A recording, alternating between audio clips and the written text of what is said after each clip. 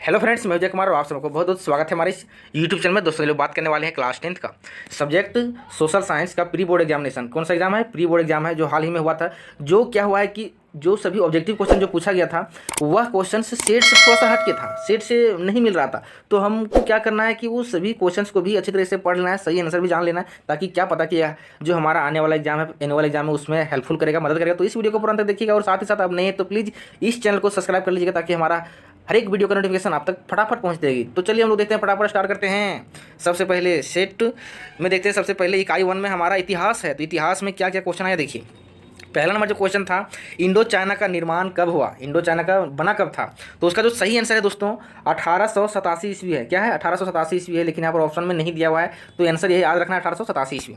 दूसरा क्वेश्चन है, फ्रांस की क्रांति कब हुई? फ्रांस की क्रांति कब हुई? तो देखिए इसका फ्रांस की जो क्रांति शुरू हुई थी वह हुआ था 1789 ईस्वी से लेकर के 1799 ईस्वी तक चला था दोस्तों। लेकिन वहाँ पर कब हुई थी, यहाँ पर शुरू कब हुई थी? तो देखिए 1789 मार देना आंसर। तो 1789 कौन सा option? Option number D right answer हो जाएगा।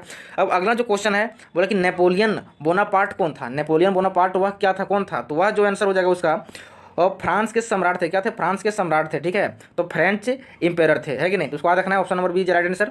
अब क्वेश्चन नंबर 5 को देखिए ध्यान से। अब यहाँ पर बोल रहा है कि आंख पर पट्टी बांधे हुए तराजू लिए हुए महिला किस बात का प्रतीक दिखाता है? हम लोग जब भी देखते हैं कि कहीं पर जजमेंट वगैरह के लिए जब देखते हैं हम लोग न्यायालय वगैरह जाते हैं, तो वहाँ पर एक लेडीज रहती है, वो उसका आंख क्या रहता है? पट्टी बंधा हुआ रहता है, और साथ ही उसके हाथ में तराजू लिया हुआ रहता है। तराजू क्या बतलाता है? वह हमेशा आंख मतलब देख करके वह किसी भी चीज़ का न्याय नहीं करता है। उसको न्याय की देवी कहा जाता है। क्या कहा जाता है? न्याय की देवी। जो तराजू है वह हमेशा बतलाता है जिसका गलती उसी का समानता का अधिकार बतलाता है, तो इसलिए न्याय करता है, सही न्याय बतलाता है, और बिना देखे तो जिसका गलती है उसी को बोलेगा गलत है कि नहीं, लेकिन बराबर समानता बतलाता है, न्याय की देवी कहा जाता है। इसलिए हो जाएगा 4 का ऑप्शन नंबर ये राइट आंसर, न्याय। क्या हो जाएगा? न्याय, जस्टिस के लिए, ठीक है।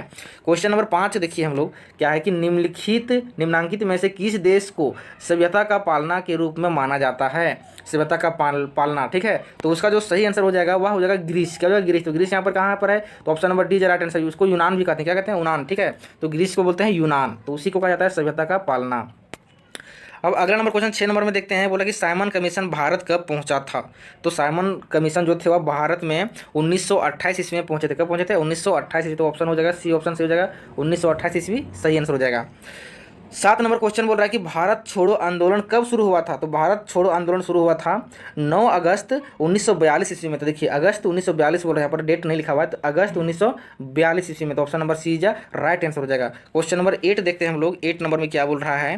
बोला कि 1932 ईस्वी में पूना समझौता जो पैक्ट हुआ था वह किनके किनके बीच में हुआ था? तो वह समझौता जो हुआ था वह गांधी जी और अम्बेडकर के बीच में हुआ था। तो option number C is right answer, सही हो जाएगा, है कि नहीं? सी इज राइट आंसर हो जाएगा। तो अच्छी तरह से आपको क्या करना है, आंसर को याद कर लेना है। अब क्वेश्चन नंबर अगला देखते हैं हम लोग। क्वेश्चन नंबर 9 है, वह बोला कि कांग्रेस के किस अधिवेशन में पूर्ण स्वराज के संकल्प को अपनाया था? क्वेश्चन नंबर 9, कांग्रेस ने किस अधिवेशन में? तो वह हो जाता है पंजाब का एक प्रांत है, लाहौर में हुआ था वह। तो लाहौर कहाँ पर है? Option number C right answer हो जाएगा। उसमें पूर्ण स्वराज के संकल्प को अपनाया गया था। तो क्वेश्चन नंबर 9 का सी हो जाएगा सही आंसर। अब 10 नंबर देखते हैं हम लोग। 10वां नंबर में क्या बोल रहा है?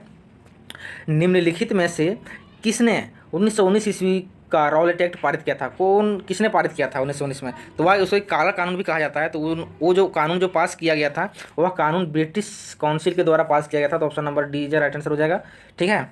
अब देखिए अगला जो क्वेश्चन है, अब आते हैं हम लोग भूगोल की ओर। तो भूगोल में क्या है? पहला नंबर क्वेश्चन बोला कि देखिए, बोला कि पूर्वी तट के नदी डेल्टाओं में किस प्रकार की मृदा पाई जाती है? पूर्वी तट में जैसे हो गया कृष्णा हो गया, गोदावरी वगैरह होगी, नदी वगैरह, जिसमें उसमें किस तरह का मिट्टी पाया जाता है? तो मिट्टी जो पाया जाता है वो हो जाएगा जलोढ़ मिट्टी। कौन सा मिट्टी? जलोढ़ मिट्टी पाया जाता है। तो हो जाएगा ऑप्शन नंबर ये इज राइट आंसर।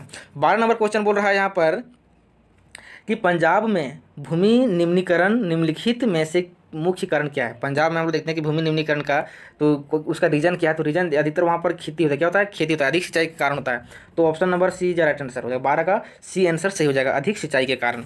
अब 13 नंबर देखते हैं कि निम्नलिखित में से किस प्रांत में सीढ़ीदार सोपनी खेती की जाती है? कौन सा प्रांत है वहाँ पर सीढ़ीदार मतलब सीढ़ी से खेती मतलब किया जाता है? तो वह जो हो जाएगा ऑप्शन हो जाएगा उत्तराखंड। क्या हो जाएगा? उत्तराखंड। तो उत्तराखंड हो जाएगा option number D is right answer, Uttarakhand.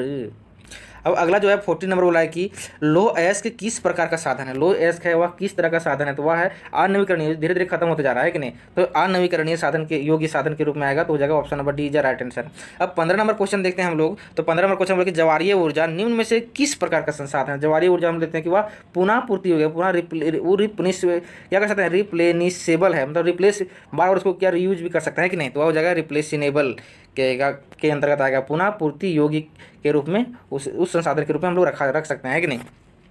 अब 16 नंबर क्वेश्चन बोला कि एक सींग वाला गेंडा भारत में कहाँ पाया जाता है। एक सींग वाला गेंडा, तो एक सींग वाला गेंडा पाया जाता है हम लोग को असम में। कहाँ पाया जाता है, असम में। असम कहाँ पर है, असम हो जाएगा option number D is right answer. Assam में पाया जाता है एक सींग वाला गेंडा।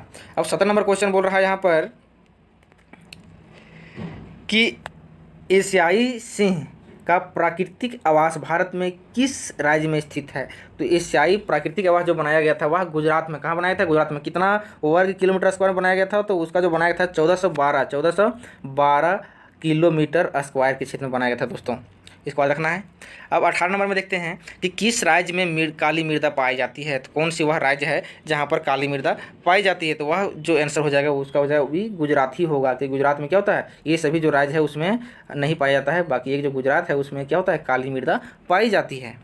अब 19 में देखते हैं कि 19 नंबर झारखंड में स्थित कोडरमा बहुत ही जाने माना है कि नहीं। कोडरमा निम्नलिखित में से किस खनिज का अग्रणी उत्पादक है। तो वहाँ पर बहुत सारे किस चीज़ मतलब खनिज का अधिक मात्रा में पाया जाता है। देखिए वहाँ पर जो है अब्रक, क्या है, कोडरमा में अब्रक का पूरा एकदम भरपूर खनिज के रूप में अग्रणी उत्पादक वहाँ पर क्या है, अब्रक का भंडार है कि नहीं, तो कोडरमा में। तो हो जाएगा option number B is right answer. 20 नंबर में देखते हैं कि इनमें से कौन सा संरक्षण तरीका समुदायों की क्या करती है, सीधी भागीदारी नहीं करती है। सीधी भागीदारी नहीं करती है, कौन सा, मतलब समुदाय से रिलेटेड थोड़ा नहीं है कि नहीं।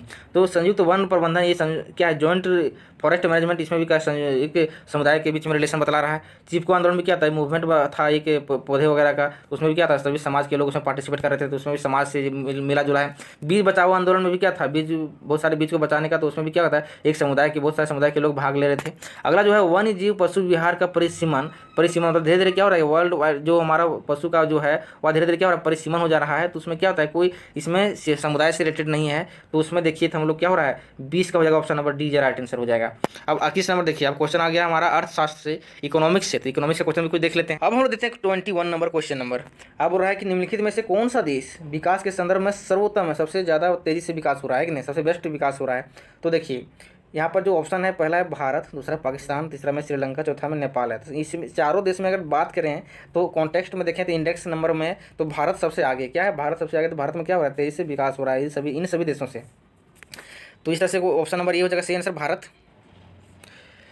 यहाँ पर क्वेश्चन नंबर 22 बोल रहा है, 22 बोल रहा है अब कि विश्व में प्रत्येक देश की प्रति व्यक्ति आय किस मुद्रा में मापी जाती है दोस्तों। तो इसका जो सही आंसर हो जाएगा, देखिए किसी भी देश का, तो उसका जो प्रति व्यक्ति आय मापा जाता है वह उसी के मुद्रा में मापा जाता है, ताकि उसी के व्यक्ति के हिसाब से मापा जाएगा। तो हो जाएगा उसका जो आंसर हो जाएगा डी ऑप्शन से हो जाएगा, उसी देश की मुद्रा में मापी जाती है।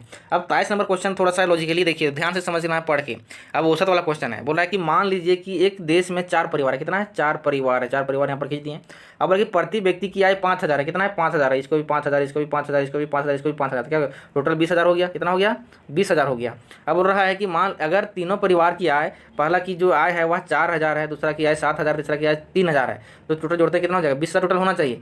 तो देखिए 7 3 10, 10 4 14 हो गया। तो 14 में कितना घट रहा है, 6000 घट रहा है 20000 पुरने में, तो 6000 जो है अगला परिवार का होगा, चौथा परिवार का। ये थोड़ा सा दिमाग लगाना है। एवरेज यहाँ पर दिया 5-5000, तो 5-5000 एवरेज चारों व्यक्ति का कितना 20000 होना चाहिए, लेकिन पहला व्यक्ति का है 4000, दूसरा व्यक्ति का 7000, तीसरा व्यक्ति का 3000, तो बच गया 6000। तो 6000 जो बचा हुआ है वो किसका होगा, चौथा परिवार का होगा, तो वह 6000 हो जाएगा, ऑप्शन नंबर डी जा राइट आंसर। अब आगे देखते हैं 24 नंबर क्वेश्चन बोला कि प्रति व्यक्ति आय लोगों की क्या है, औसत आय बतलाता है। कितना क्या बतलाता है, औसत आय बतलाता है। तो हो जाएगा 24 का पी नंबर हो जाएगा सही आंसर। अब 25 में देखते हैं तो मानव संसाधन का सूचकांक क्या प्रदर्शित करता है। मानव संसाधन का जो सूचकांक है वह प्रदर्शित करता है कि लोगों की क्या किस तरह की विकास हो रहा है, तो वो बतलाता है, इसलिए सूचकांक बतलाता है। तो मानव विकास की सूचकांक लोगों की संपूर्ण विकास की बात करता है, तो ऑप्शन नंबर ये राइट आंसर हो जाएगा। अब 26 नंबर को देखते हैं कि निम्नलिखित में से किस क्षेत्र में कर्मचारियों का शोषण किया जाता है। किस क्षेत्र में, कौन सा क्षेत्र में, संगठित है, असंगठित है, सार्वजनिक क्षेत्र है, सेवा क्षेत्र में, कौन सा। तो यह संगठित, जिसमें अनऑर्गेनाइज सेक्टर जो होते हैं उसमें जो कर्मचारी लोग होते हैं वो एकदम अनलिमिटेड 12 घंटे 24 घंटे नहीं देखते हम लोग प्राइवेट सेक्टर में जाते हैं, तो वहाँ पर क्या होता है कि एकदम जितना मन करेगा उतना एकदम क्या क्या खटा देता है 24 घंटा, 26 घंटा, 38 घंटा, वो सब क्या हो गया, उसको शोषण किया जाता है कि नहीं। तो 26 में क्या होता है कि ऑप्शन नंबर सी राइट हो जाएगा, असंगठित क्षेत्र हो जाएगा। 27 नंबर में देखते हैं कि भारत में प्राथमिक आर्थिक क्रिया क्या कौन सा आता है। प्राथमिक मतलब प्राइमरी इकोनॉमिक एक्टिविटी जो होता है वह कृषि के द्वारा से पशुपालन हो गया, कृषि वगैरह हो गया, खेती बाड़ी हो गया, ये सब क्या कौन करता है, कृषि करता है, तो हो जाएगा option number B right answer हो जाएगा 27 का बी। अब 28 नंबर में देखते हैं इनमें से कौन संगठित क्षेत्र के कार्यरत नहीं है, मतलब संगठित क्षेत्र के अंतर्गत नहीं आता है। तो देखिए यहाँ पर पहला में वेजिटेबल, दूसरा में एडवोकेट, डॉक्टर, ये सभी क्या है संगठित क्षेत्र में एक संगठन के द्वारा कार्य के अंतर्गत आते हैं। लेकिन जो सब्जी विक्रेता है वह किसी संगठन से नहीं बिलोंग करता है, तो option number A right answer हो जाएगा ऑप्शन नंबर ए।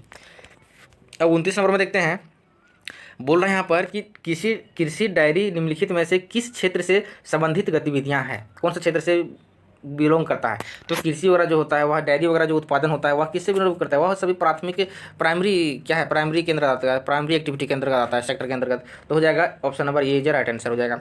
30 नंबर में देखते हैं कि जीडीपी के पदों में वर्ष 2003 में तृतीय क्षेत्र की हिस्सेदारी कितनी थी। तृतीय क्षेत्र जो आते थे वो सभी क्षेत्र में कितनी हिस्सेदारी आता था, तो उसका आंसर याद रखना है 30 से 40% के बीच में। तो हो जाएगा option number B right answer 30 से 40% के बीच में, 30 का हो जाएगा बी ऑप्शन सही हो जाएगा। अब 31 नंबर में देखते हैं कि 31 नंबर, अच्छा अब आगे नागरिक शास्त्र ना, नागरिक शास्त्र से क्वेश्चन थोड़ा देख लीजिए, किस तरह से क्वेश्चन पूछा था। अब इसमें देखिए बेल्जियम की राजधानी क्या है, तो बेल्जियम की राजधानी पूछ दिया है, कैपिटल पूछ दिया है, तो ब्रुसेल्स क्या होता है, Brussels, option number C right answer हो जाएगा। अब 32 में देखिए श्रीलंका के बहुसंख्यक वर्ग क्या है। श्रीलंका का जो बहुसंख्यक वर्ग जो बहुत सारी मेजोरिटी सेक्शन में पाया जाता है श्रीलंका में, तो वह जो है सिंहला, क्या है सिंहला पाया जाता है, option number B right answer 32 का बी हो जाएगा सही आंसर।